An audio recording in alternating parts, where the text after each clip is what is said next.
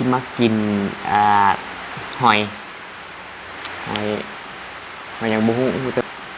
มาอย่างบุ้งแต่ว่าเขามาให้นี่นี่เบิ่งก่อนอุ้ยบ่เห็นทางนี้ครับเป็นเจียวซีฟู้ดนอกซีฟู้ดซอสกินก่อน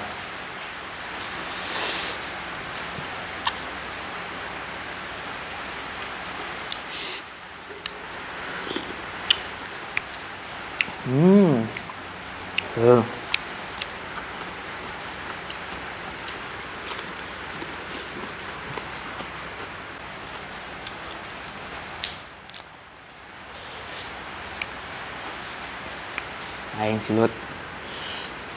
แจ๊บปุ๊บ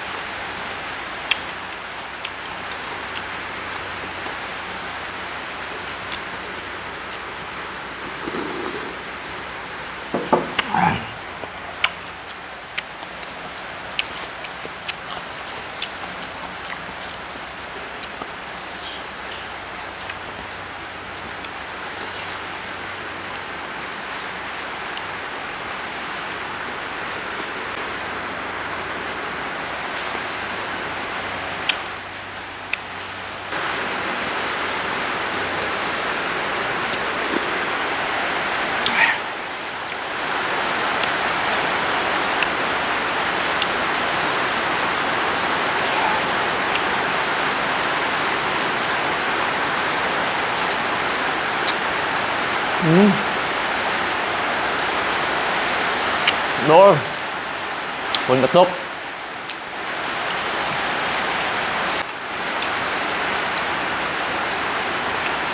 แล้ว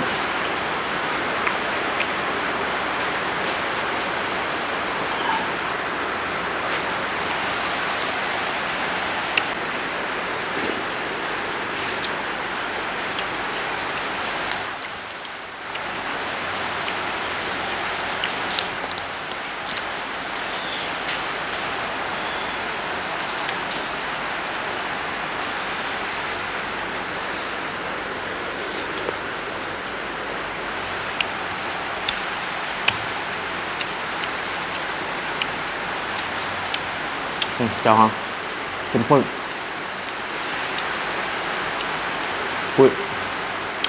ตอนยังไง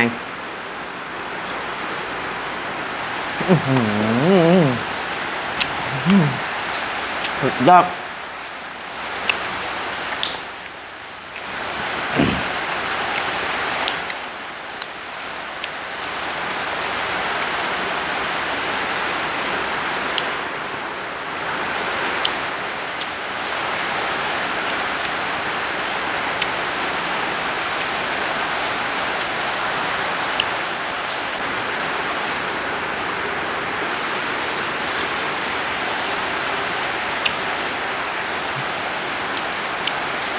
แซ่บ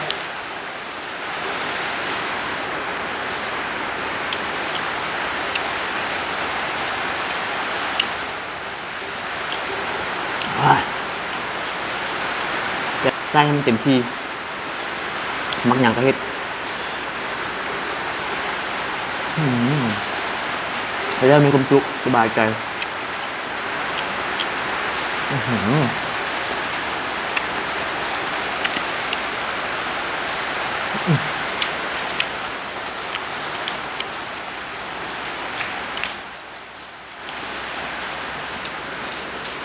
จิ้มเข้าไปก่อนที่ไม่กิน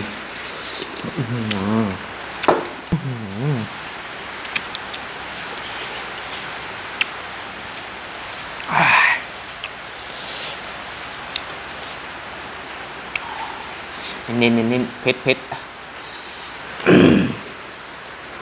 จวดจาดจวดจาดสีรส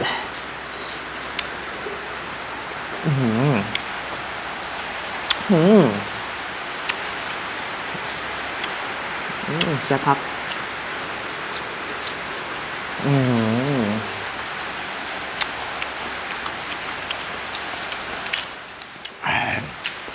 ยอดผมแจวเข้าไปข้าวปุ้นขนมจีนติงเข้าไปงับ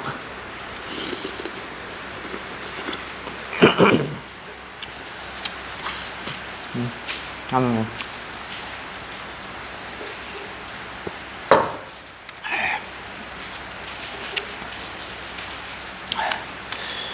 อิ่มกินบะบุ้ยกับบุ้ฝืนกินเพราะอิ่ม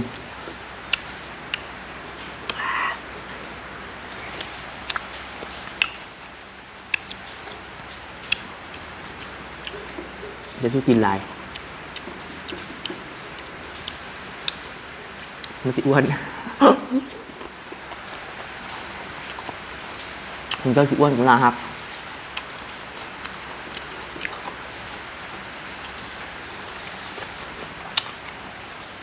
คุณอ้วนเขาว่ายูดิกจริงๆ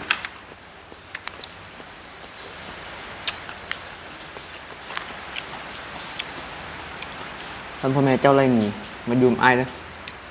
เ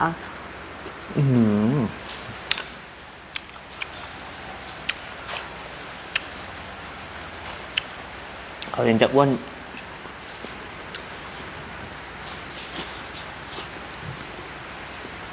เขาบ่มักแต่ไอ้มักเผ็ด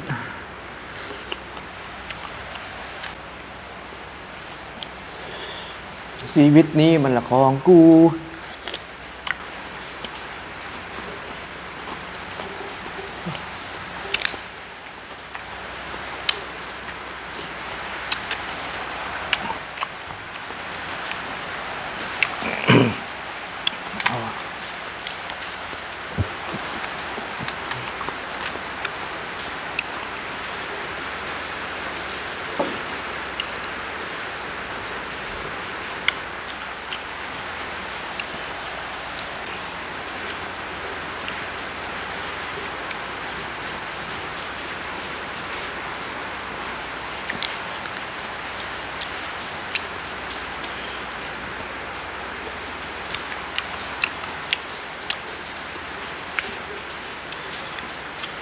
แตง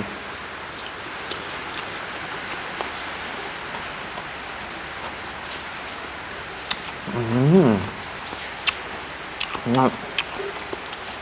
เจ้าเข้มข้นจริงจีรสน่องหอยนางรม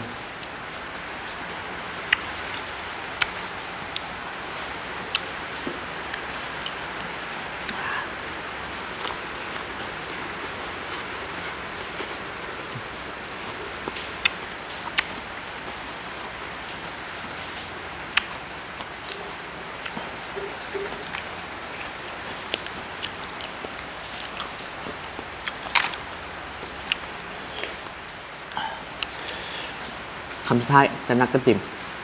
อิ่ม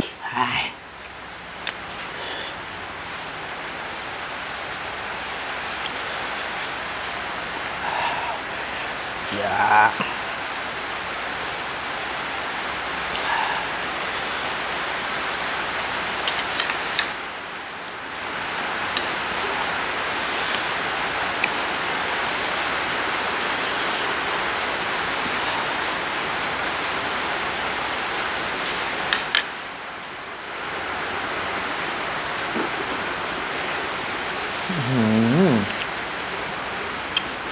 มันยอด